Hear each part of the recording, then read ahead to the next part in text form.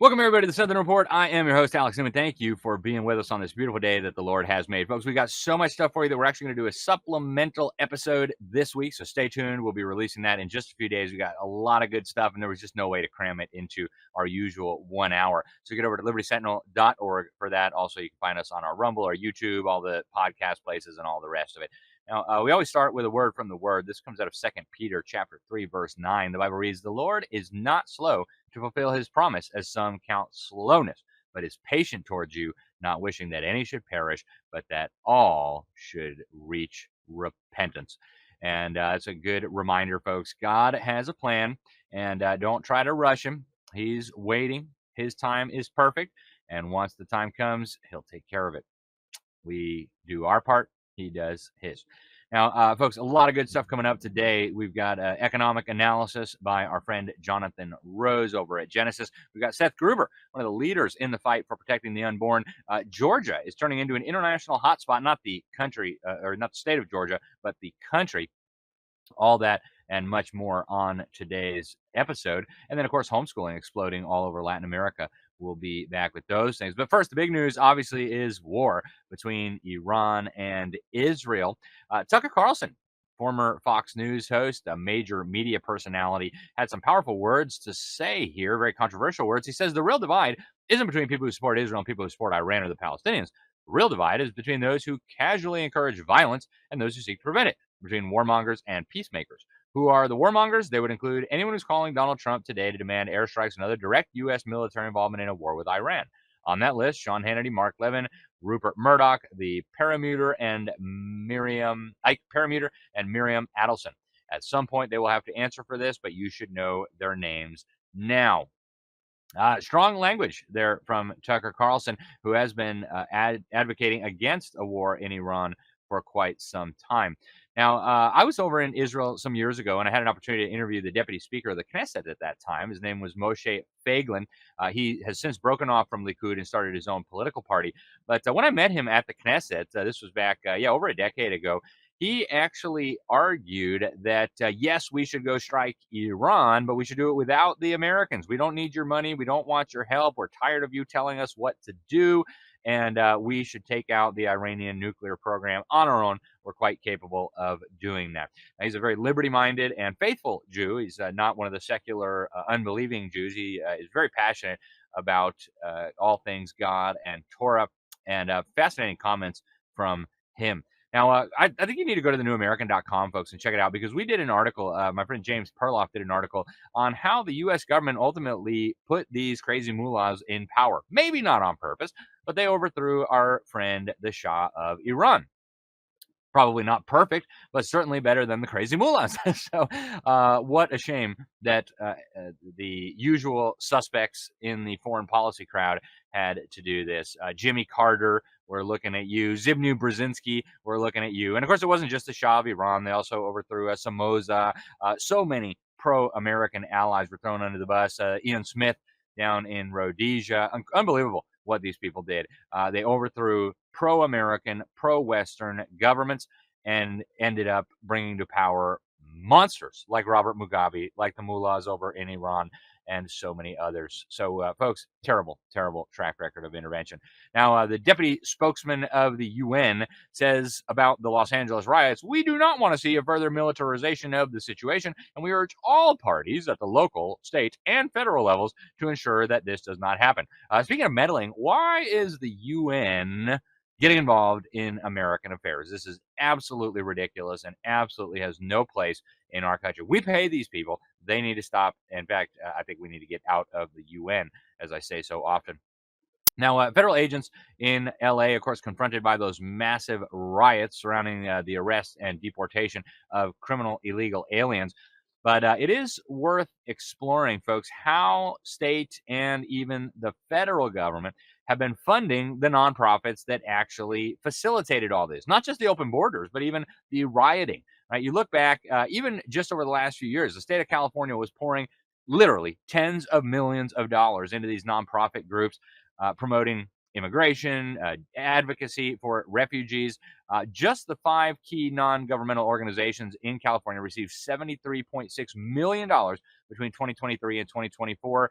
That's from the state of California. All of them fighting against deportation, etc. This all from taxpayers, folks. That's according to data obtained by Open the Books.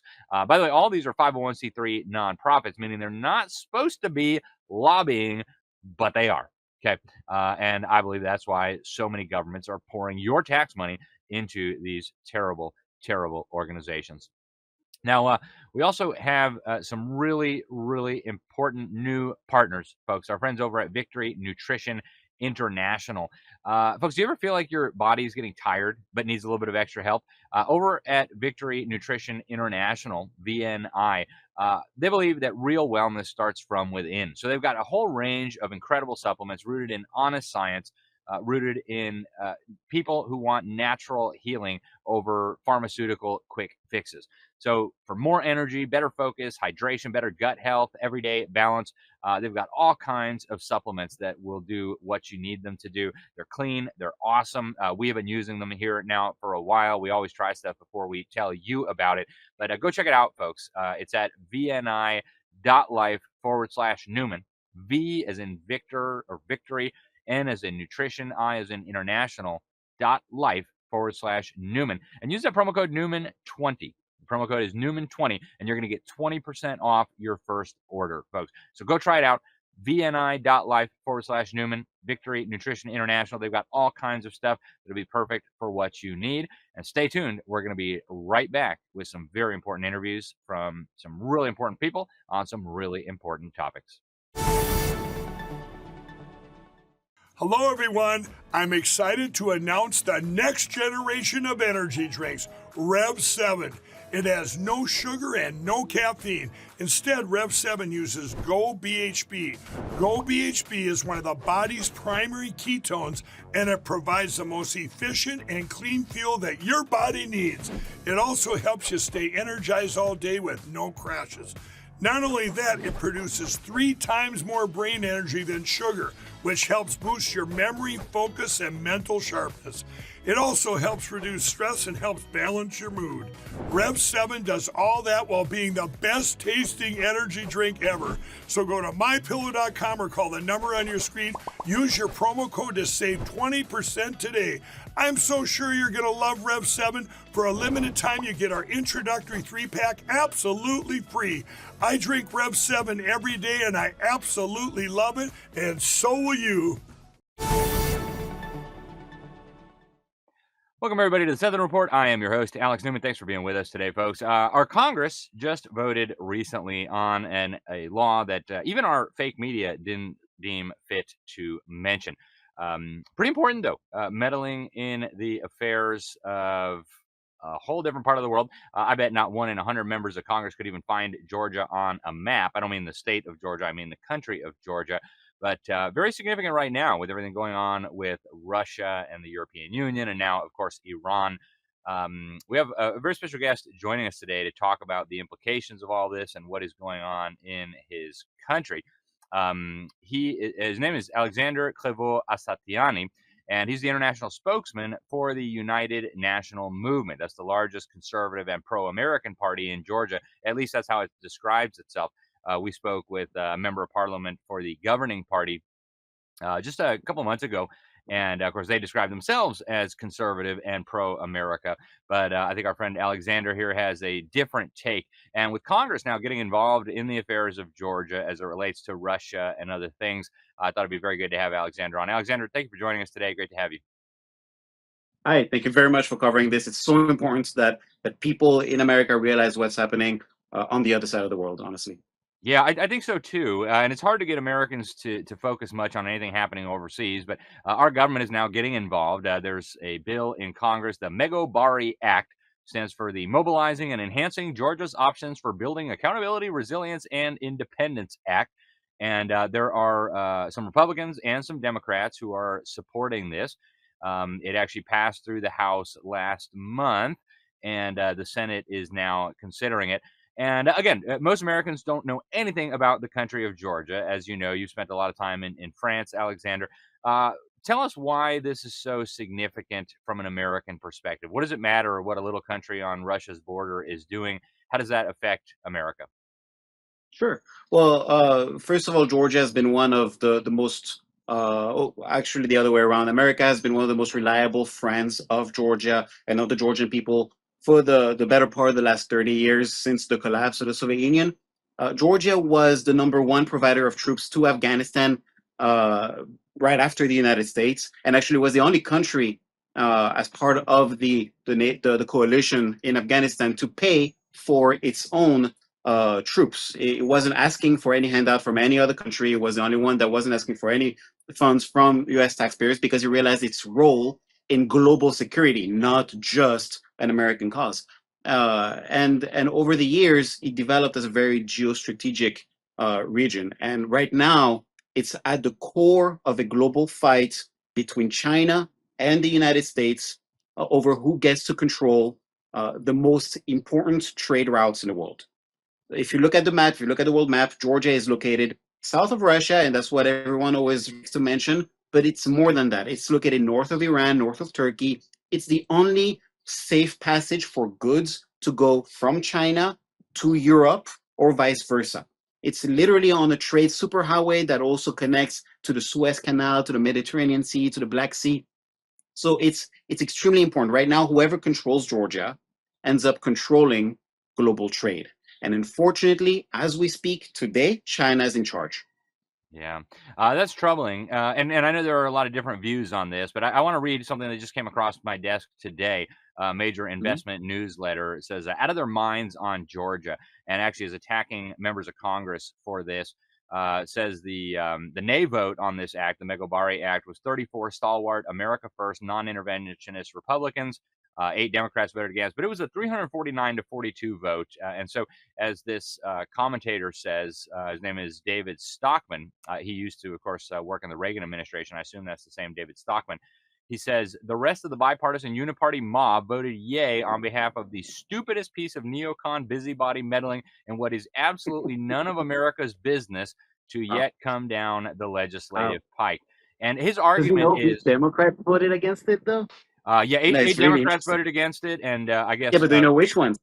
I don't. Apparently, The squad. the The squad, yeah. squad is the one. Yeah, So, it's. I mean, if his you want to concern side with here, Alexandre Ocasio-Cortez, that's his right. Alexander, his concern here is that I mean, from Georgia's perspective, living Mhm. obviously right next to Russia, it makes sense to try to have at least friendly relations with your neighbors, and I guess this would kind of set the stage to bring Georgia into Oh, NATO. sure. Um, Oh, what's your take on that?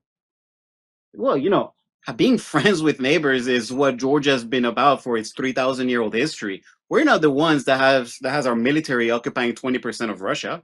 Russia is the one that has its military occupying 20% of Georgia. Hmm. Russia is the one, and this has nothing to do with the United States, with NATO, this has nothing to do with that. The genocide of Georgians on Georgian territory by Russian troops happened in the early 90s when there was no such thing as a European Union. There was no such thing as America getting involved with that part of the world. That was back then. The world was focused on things like Yugoslavia and fixing Eastern Europe. It wasn't focused on the South Caucasus.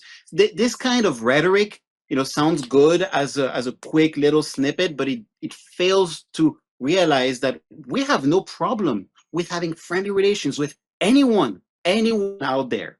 Okay, as long as our main partner is the United States, that's always been our number one caveat, because of the values, not because we like one party or another, but because of the values that America represents, which is the main value of democracy, of a constitutional republic, of Judeo-Christian values, which is what Georgia has always been about. And anyone that kind of tries to take that away from us has always been an enemy of what Georgia stands for. Russia has been that for the last 30 years. We want, as a matter of fact, we've tried to solve this whole crisis diplomatically with Russia over and over again. Russia wanted some major economic assets in Georgia. We gave them those. They wanted some key people appointed to key offices.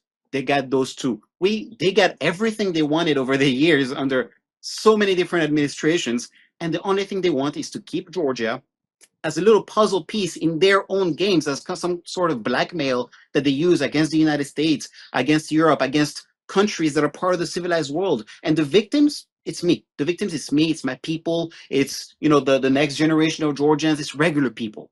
Yeah. And the Biden administration, when they were in office, look, I was in the United States, traveling, asking for the United States for more attention. We're not asking for money. We're not asking for any of that stuff. The only thing we were asking for is to stop cozying up to people who are directly anti-American. And what they were telling us, actually, that's pretty interesting. I had a meeting with the head of the Eurasia Department of USAID at the time under the Biden administration, and I remember that me and along with me there was the delegation from UNM. We were telling them that these people are pro-Chinese individuals in charge of the Georgian government. They're pro-Russian, pro-Chinese.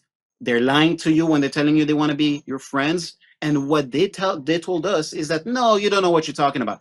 They were telling us Georgians that we didn't know what we were talking about. The fact is that today, Georgia has become an economic colony of China, an economic colony of Russia.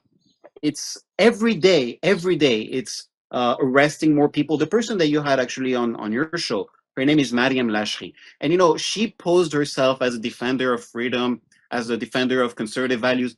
She worked for USAID. She worked for the Soros Foundation before joining the government. And I will add to this. Right now, she is a direct enemy of freedom, of conservative values. How? There's 3 people currently serving jail sentences for criticizing her. And there's another 2 people that have been fined 5,000 lattes, which is about 4 times the average national income, for criticizing her on Facebook. And this is the 7 high-ranking journalists or opposition members who are currently undergoing trial also for criticizing her. That's not, I'm sorry, but I always knew that conservative values, just like libertarian values, but mostly conservative values, was always about freedom of speech, especially freedom of speech from regimes and from governments. And you cannot have, that's the main, I think, issue that we're dealing with. You have some people who are openly lying. They're calling themselves conservatives. They're calling themselves, internationally, Georgian Dream, which is the party that this woman that you had on your show represents, internationally, it's part of the Socialist International. It's the same group that was founded by Karl Marx. But somehow it's pretending to be a conservative movement when it's talking to US media. Why? Yeah. Because it's getting groomed that way by some of its lobbyists, paying a lot of money to have access to the public in general. They're using Twitter, they're using X, they're using social media, they're using regular media to portray something that is completely false. And that's so revolting, because our opposition movement, when it's representing the Georgia of my ancestors, the Georgia that my ancestors fought for during the Soviet Union. My mother spent some prison time in the Soviet Union for being a dissident. We were fighting for Christian values. The reason why my mother was in prison was because she went to church illegally, and someone snitched on her. And that's the same people who were doing the arresting back then, the same people who were praising Stalin and who were praising Brezhnev and the Communist Party, moved to now teach us about theology. But they don't understand Christianity. It's just a brainwashing tool. And that's the problem that we're dealing with right now. We have people getting arrested every day. We have more than 200 political prisoners. We're just about out of time in this segment. I appreciate you sharing your concerns. The member of parliament that you just mentioned, Mariam Lashki, when she came on, I guess she's the vice chair of the Foreign Affairs Committee in Parliament. And, she was saying, well, Soros and USAID are meddling in our country. They're trying to hijack the Orthodox Church. Very hard for, I think, Americans to sort through all of this. But we've got to drop off. We've just got like 1 minute left. What's your final word for Americans who, again, most of whom don't even know anything about Georgia?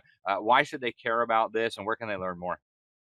Okay, very easy. When the last president of Iran died in the plane crash last year, the only international leader that attended from that region, that attended the funeral, was the current so-called prime minister of Georgia. He was there. He's the only one still standing alive today from that funeral. So that should tell you a lot about what we're dealing with. And these people are lying openly. They somehow, if they're not, the Iranian slaves, they're Chinese slaves, they're just an affront to everything that is good and dear to the conservative values of the West. Well, Alexandre Crevaux-Asatiani, we appreciate you coming on very much. Thank you for sharing your thoughts on all of this. I hope you'll keep us updated on the situation in Georgia as it moves along. And thank you again, sir. Have a great day. Thank you. Thank you. Absolutely.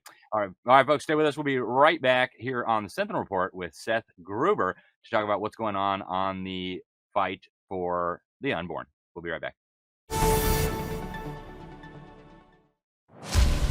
In 1776, a nation was born, forged in the crucible of revolution.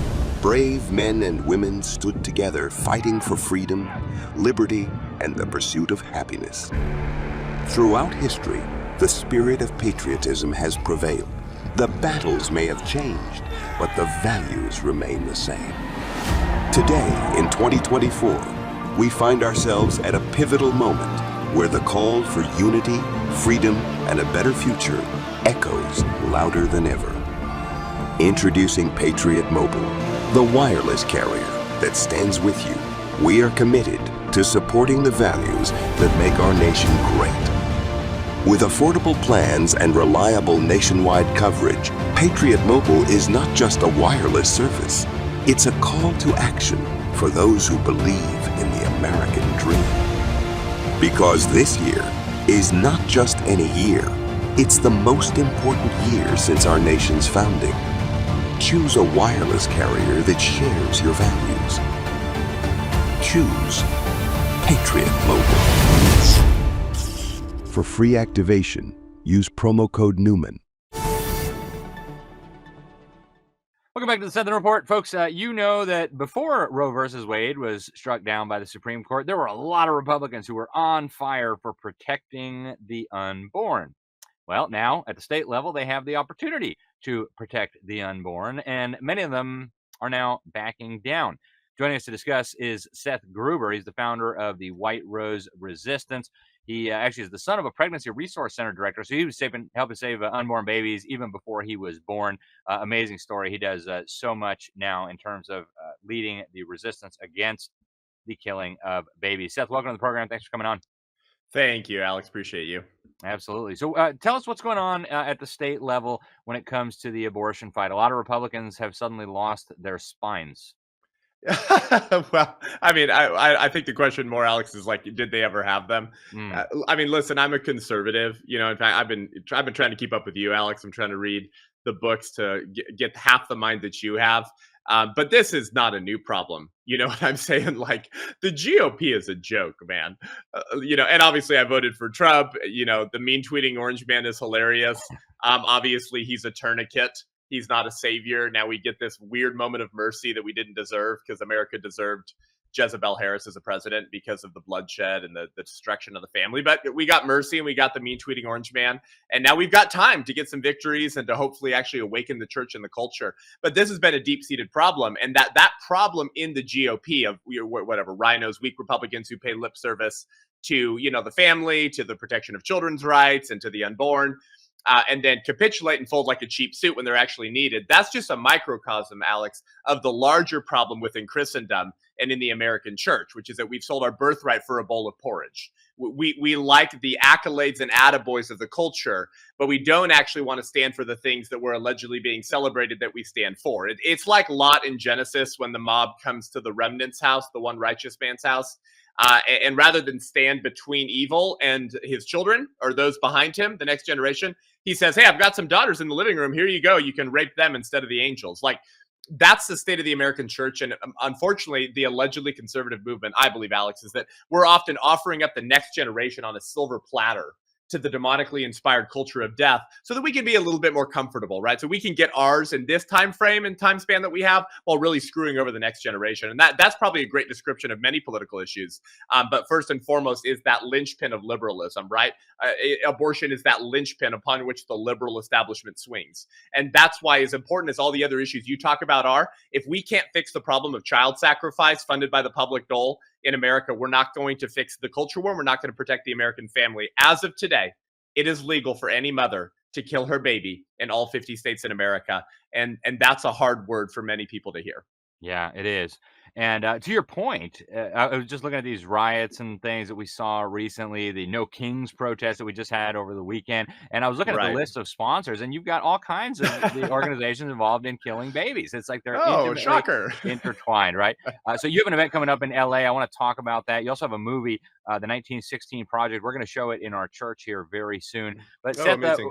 before we get to the event that you have coming up on June 21st in LA, if it's still there, um, what should people be doing about this problem that you just described? Yeah, we need to get really actually like informed, brother. So we should probably have this conversation at a longer time sometime. But basically, it's this whole question of like, should some people be criminalized and punished for killing babies, or all people who play party to killing a baby? And what I mean by that is, check this out as proof of what I'm saying about the spinelessness of the GOP. Even in red states where you and I might celebrate Alex pro-life victories, even in those states, the Republicans have written in exceptions for the mother. So aborting mothers in every red state in America can kill their baby if they do it themselves, Alex. If they don't pay a hitman or an abortionist to do it, you know. But if they do it themselves, did you know, brother and listeners, on the Sentinel, that she can kill her child with immunity and impunity and cannot be charged for any crime, even if she did a self-managed abortion in the 9th month? So how are we ever going to end abortion when our laws say it's only illegal for other people to kill babies, but not when the aborting mother does it? You know, what's the purpose of law? I mean, it's a teacher. It's supposed to teach moral truths, right? It's supposed to be a deterrent. Hey, don't do this thing. And then thirdly, justice. It's like, if you do this thing, you get punished. We're lying about the status of the unborn through this kind of legislation. And so what can people do? You need to get informed. Okay, you need to do your research and find out if you have rhino Republicans killing bills that would end abortion in your state, and get your church and local patriots outraged and primary those people until you have real conservatives who will protect that first and most important of all rights, life. Yeah. Amen. Yeah, we're real good at protecting all kinds of things. I live close to the beach, and they've got nice signs everywhere threatening you with jail time if you hurt a turtle egg. You know, unborn baby Exactly. turtles totally off limits. Rivers have human rights now. Rocks have human rights in some jurisdictions, but not unborn babies apparently. Seth, you guys have a big event coming up. The Last Stand is going to be June 21st at Calvary Chapel in Downey in Los Angeles. Talk about the event. Some great people are going to be there, including some friends of mine. Heidi St. John will be there. Yeah. It's going to be fun. Talk about the event and how do people in and around LA get involved? Yeah, thank you, Alex. TheLastStand.com, TheLastStand.com. We're living in a season of The Last Stand, Alex. And listen, I don't know if that season is 4, 8, 12, or 40 years. I'm not enough of a historian to be able to predict that, but we all sense it, don't we? Like anyone with 2 brain cells left to rub together, Alex looks at America and goes, well, if we continue down the route we're going and the kind of laws that we're passing and the kind of culture that we're tolerating, we can't go down this road much longer until we lose Western civilization and we don't get our country back. I mean, the average lifespan of a civilization, according to historians, Alex, is 250 years. So if I'm doing my math right, we're about 13 months out, 12 and a half months out. Okay. So I think we have a little bit more time. But the point is, like, there's only so far down this road we can go before we fall off a cultural cliff that we won't climb back out of. And so it's a season of The Last Stand. Okay. And so everything's focused on awakening the local church. That's everything I do at the White Rose Resistance, Alex, is to educate, enrage, awaken, mobilize, and inspire the local church to become great again and retake their spiritual obligation and mantle of Christian resistance against a culture of death before it is too late. That's what we're doing. We're repenting, we're worshiping, and we're mobilizing the local church. And June, why? Because June is Life Month now, Alex. It ain't gay Pete Buttigieg, rainbow sodomy, pederast month. It is now Life Month. It's when Roe v. Wade got overturned, and Roe got overturned in the Christian church calendar on June 24th, which is the Nativity of St. John the Baptist, when we celebrate Mary visiting Elizabeth, and there's 2 unborn babies, and one of them's John, and he starts doing backflips in the uterus. So, like, the death sentence of unborn babies got overturned on the day in the church calendar when we celebrate 2 unborn babies. We're taking back June and awakening and mobilizing the local church, and we'd love your listeners to join us. TheLastStand.com all day June 21st for an incredible lineup and probably a life-changing event for you. Yeah, I think it's going to be amazing. Folks, you can find out more at thelaststand.com. Seth, I really appreciate your testimony on all this stuff. Thank you for calling this what it is. It is child sacrifice, even though a lot of people now think they're more sophisticated than the ancient Canaanites. It's the same exact thing going on. So thank you, sir. I really appreciate you coming on. I hope a lot of people will come to the event and keep us posted. Thank you. Bless you. God bless you too. All right, folks, thelaststand.com. Go check it out. You can go to the event in person if you can. I think it's going to be a lot of fun, and boy, is this stuff necessary. Stay with us. We'll be right back here on the Sentinel Report. Are you concerned about your child's education? Have you considered looking into alternatives to public school but don't know where to start? Greater Than I Ministries will give you the tools you need with a free Home Educators Kit and 15% off our Thinking Like a Christian Biblical Worldview video series. Available on DVD or streamed to your home or device, this series will thoroughly equip you and your family with the truth you need about the battle of ideas being waged against our families and our nation. And our free Home Educators Kit will provide you with links directly connecting you with all the resources you need if you're considering rescuing your children from the public indoctrination schools. Go to gtimin.com and click the green banner at the top to receive your free Home Educators Kit and 15% off our Thinking Like a Christian Worldview video series.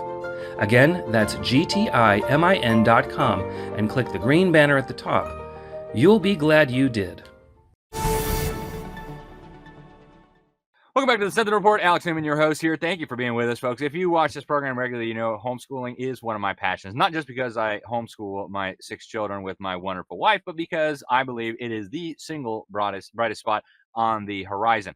Now, if you live in Europe, the news is not good. More and more governments are coming after homeschooling. France has banned it. The UK is working on regulating it. Portugal is coming against it. The Germans and the Swedes have already, years ago, gone after homeschoolers. But in Latin America, the situation is different. Yes, there are some tough spots, but even there, homeschooling is growing and flourishing. Brazil, Venezuela, Dominican Republic, incredible things happening there with the homeschool community. So this is a global movement, folks. And I'll tell you what, I'm really, really excited about the possibilities. Joining us now to discuss are 2 friends of mine, Ricardo and Ana Maria Bagnuoli, and they are the founder and president of Transition Ed. It's a wonderful homeschool ministry. They are working to bring the wonders of homeschooling, biblical homeschooling and discipleship to the wonderful folks in the Spanish-speaking world.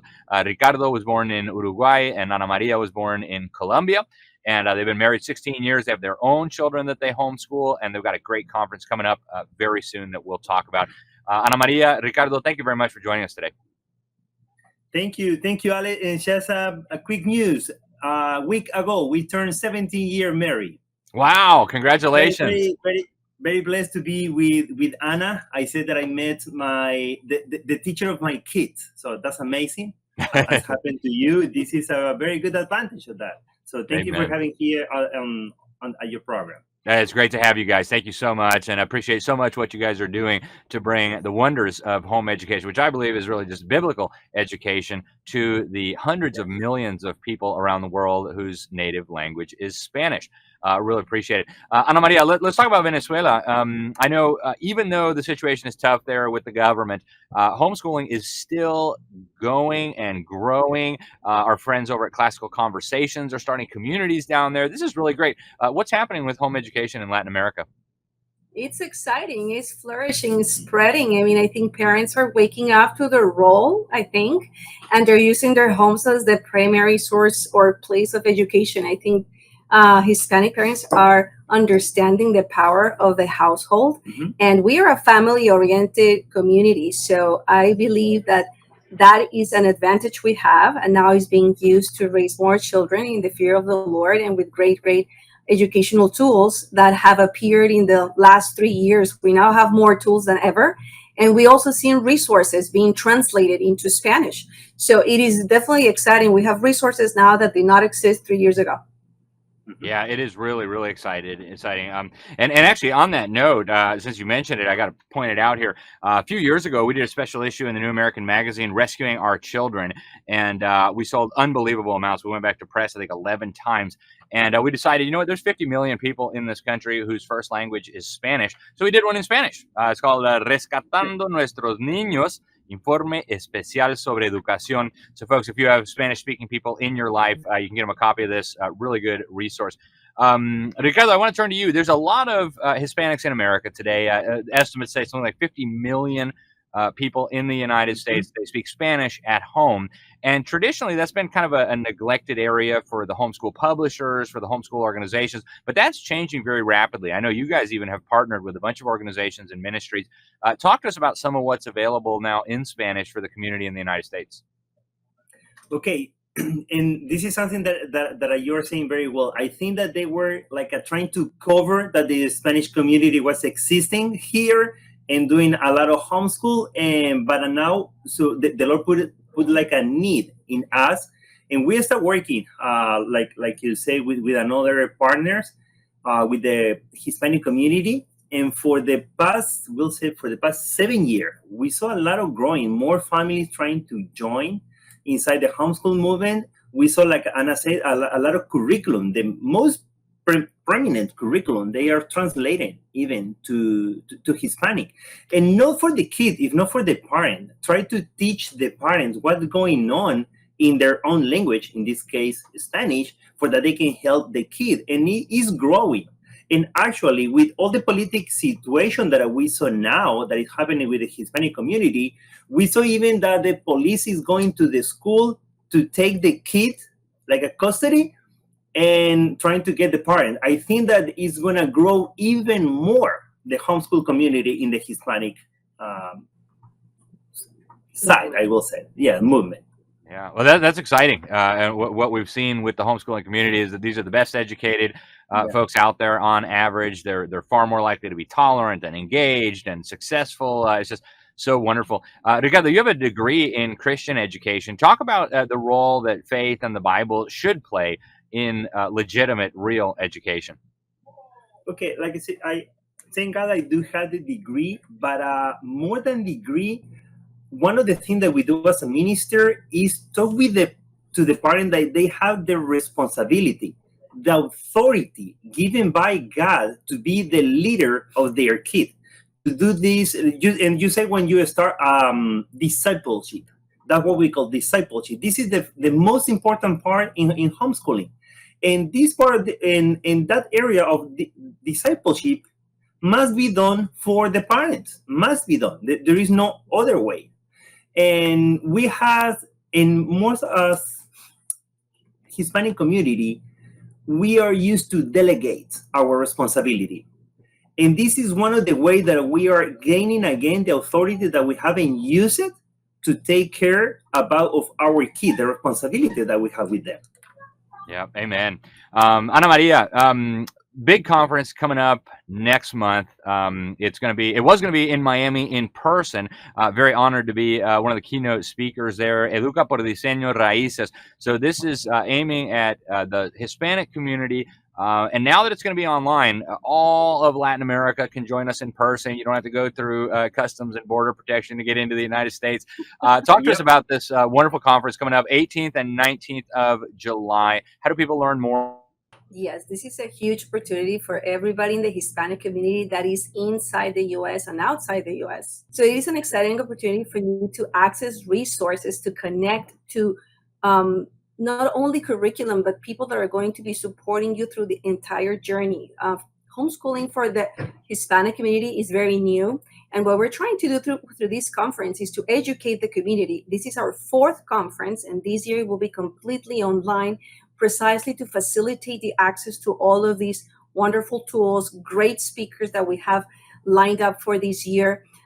We have topics all the way from how to get started to how to sustain your household, because this is all about a home atmosphere. We really need to focus on relationships, money management, time management, and don't disregard as well the importance of the legislative side of homeschooling. So all of that will be there for 2 days, available online, live. It will be recorded, and I hope that anybody that speaks Spanish can join us on July 18th and 19th via online. Our website, it's right now being shown on screen, is www.transitioneducation.educa2025. That's where you can go and register and look at the entire agenda. That sounds amazing, Ana Maria. I'm really honored to be a part of this. I hope everybody out there watching, if you have Spanish-speaking people in your life, at your church, in your community, people that you know, let them know about it. Even if they send their kids to government school, I mean, maybe then it's even more important for them to come. It's just absolutely critical that people understand. And one of the things I'll be sharing about is actually how it came to be that the government took over education in the first place, which Americans don't know and Latin Americans don't know. It's something that is just absolutely critical. Ricardo, one more time, how do people come if they want to come? You gave the website, give it one more time. What is the cost, and what are some of the things that people will learn? Okay, the website, the best way is www.transitioneducation.net. This is the best way to find, and when you enter right there, you're going to have a lot of options. And what I'm saying regarding the price, we are working, again, we are switching, like 3 days ago, we are switching for a presence event to an online event. And the thing that we want to do for the most families is to put the first 10 days a very good price that is going to be like around $25, something like that, $25 per family, that they can go to the regular track. And what I say regular track, because this conference is also for leaders for another countries, another state, and even from here, from Florida. We're going to meet there. This is going to be on Friday. That is going to have, I mean, you're going to be the keynote speaker, actually. And this is going to have another price because we're going to have a different material with them. And of course, they give you access to the 2-day conference. So we're working on that, but on the webpage by Wednesday, everything is going to be there. Amen. Folks, this is one of the most important things you can do to help the family, to help our country, to help preserve our liberty, to help the march of the church. There are very few things that are more valuable than ensuring proper education, proper discipleship for the next generation. Ricardo, Ana Maria, thank you guys so much for what you're doing. Thank you very much for joining us today. I look forward to seeing you guys very soon, and keep up the great work, and please keep us updated. Thank you, Alex, for having us. We appreciate it. Absolutely. God bless you both. All right, folks, stay with us. We got one more segment here on the Sentinel Report, and we'll be right back. Your children are your legacy. Treat them as such. When you homeschool with Classical Conversations, they connect you with a local community of like-minded families who not only learn together, but do life together. They equip homeschool parents just like you, or grandparents, with the confidence to raise bright, observant students who have a lifelong love of learning. Please visit classicalconversations.com/LSM to learn more. Welcome to the Sentinel Report. Alex Newman, your host here. Thanks for being with us, folks. Obviously, a lot going on in the world today between the geopolitical turmoil, Russia, Ukraine, Israel, Iran, India, Pakistan, China, Taiwan. You can't even keep up anymore. We've also got, of course, the civil unrest, escalating civil unrest here in the United States. And then in the middle of all that, we've got the federal government proposing to spend trillions of additional dollars and add trillions of additional dollars to the national debt. Joining us now to discuss what this means for the economy is the great Jonathan Rose. He's the CEO of Genesis Gold Group, a regular guest here on this program and a partner with all that we do here. We're so grateful for Jonathan and his company. Jonathan, welcome to the program. Thank you for joining us. A lot going on in the world today, huh? What is this going to do to the economy? What's this going to do to bonds, stocks, and commodities? Yeah, thanks for having me back, Alex. Obviously, if you're looking at the financial aspects of the economy, a lot of people are worried, and rightly so, because since the last time we spoke, our runaway spending has only increased with the big, beautiful bill. Even though it's going to help aspects of the economy, one part it doesn't help is obviously adding trillions of dollars to the bottom line. So in fact, like I mentioned, the last time we spoke, I think our US national trade deficit was 35 trillion. Now we're 36 trillion, and it's almost like a locomotive. It cannot be stopped at this point. And I've always said debt does matter, and you can't keep adding to the debt and not expecting any repercussions. And people are losing faith in the US dollar. Every 90 days alone, we're spending over $1 trillion just in our interest on the debt. That's more than our US national defense budget. So people do really need to understand that as this national debt continues to balloon, what is this going to mean for the economy? Because when you add in what's happening here with the civil unrest domestically and then internationally, obviously we'll talk about Israel and Iran, but it's just a melting pot of problems, and we're seeing cracks in the economy. We're hearing about Japan getting ready to default on a lot of their government bonds, which is the third largest GDP country in the globe. And it could be a worldwide event where we see an economy go down overseas that's a tsunami event that triggers the first domino here in the US. So we do have a lot of political unrest. We have a lot of economic upheaval. And I'm concerned about the US dollar. You know, fiat currency has a start date and an end date. And when you start looking for alternative assets, obviously we've seen the price of gold shine. Just looking at one of my trading charts here, 1 year gold, it's up nearly 48%. 1 year silver, up 23%, which I think is extremely undervalued, by the way. So there's definitely cracks in the economy. I think summertime is unfortunately going to be more of a doom and gloom scenario, especially for the equity markets. And I think people are beginning to see the forecast and they're not liking what they're going to see. And obviously when you turn on the news every day and we're seeing what's happening in the Middle East, it's understandably, you can see why the price of gold keeps going up the way it does. Yeah, my understanding is that central banks are adding more gold, and we've seen a lot going on in the United States when it comes to gold. We've seen Elon Musk and Trump both talking about this. We've seen some really significant moves in the United States. What is happening in terms of the international monetary system and gold? Why are all these central banks gobbling it up at such high rates, and what does that mean for retail investors? Yeah, that's a really good point. So central banks are worried. They're not going to tell you that they're worried, but they are buying gold for a reason. Bless you. They're buying gold for a reason, and that's because of the uncertainty in the marketplace. So that should be a good indicator for people to kind of see the risk appetite in the market. And when you have central banks, and they're net buyers of the gold, by the way, at such a high rate than we've ever seen before COVID. So that just kind of gives you an idea of the scale that they're buying gold right now. You know, bars are even being flown over to New York. And we talk about even Fort Knox. You remember they were going to audit Fort Knox? What happened to that?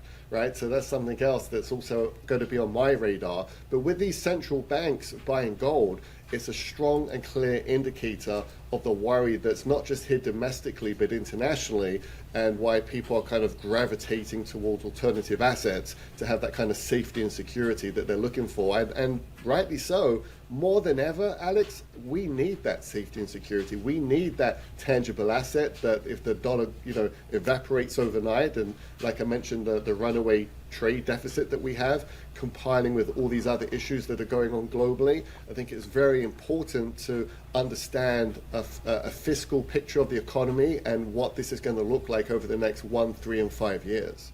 Yeah, and to your point, I bought gold just a few months ago. It was like at 3,000, something around there, and I thought, man, that's really high, but I better buy some anyway. And sure enough, now it's at like 3,400 as we're talking right now. Really crazy. Now, you mentioned something interesting, Jonathan, that I want to pick up on. You said you thought silver was still undervalued. It's been up, like you said, almost 25% over the last year, and you think it still has more space to run, huh? I really do. When you look at the silver market, especially when you look at supply and demand, the demand's very much outstripping the supply right now. New silver mines, they're not popping up anytime soon. And even if we did find a silver mine, it takes quite a few years to set up silver mining, excavate the silver and turn it into ore, and obviously turning it into coinage such as like silver American Eagles. So I think silver right now is silver could be the new gold. I think when you have asset managers like Eric Sprott, these are billionaire hedge funds, top economists, they're looking at $50 to $75 an ounce for silver. Obviously, where gold goes, silver does follow. But when you look at the silver to gold ratio, I think the silver metal is extremely, extremely undervalued. I've always been a big gold bug. I've now flipped, and I guess a silver bug now, I guess you would say. But I think that's the buy to be had right now. Obviously, it's a more affordable entry point to retail investors. When we look at the retail market, we can see where the money is flowing into. And yes, people are buying gold, but we've definitely seen an uptick in definitely different types of silver products. Do you think we're still seeing manipulation in the prices of these, Jonathan? I've done a lot of work over the last 15 years on how central banks have been manipulating the prices of gold and silver. And, of course, their allies, J.P. Morgan, got in some hot water for messing with the silver prices. Do you think they're still manipulating? Or I know the banks have a lot of short positions right now. Are they trying to suppress prices for some particular reason? What do you think?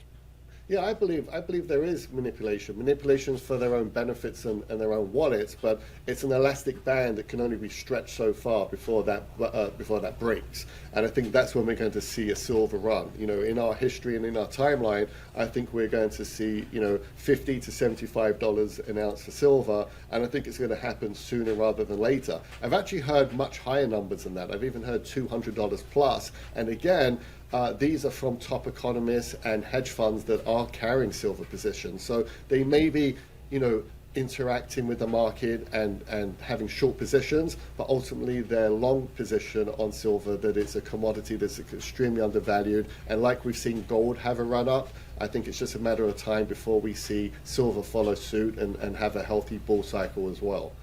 Well, I like the sound of that. I've been stockpiling a little bit of silver where I can since college, so going on 15 years now, and I intend to keep doing it, so that's good. Jonathan, you talked briefly about the situation in the bond market.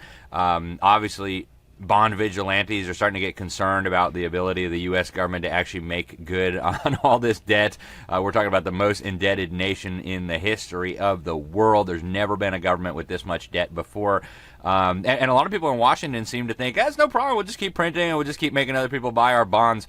Do you think that is sustainable? Are they going to be able to keep doing this? Yeah, it's a great question.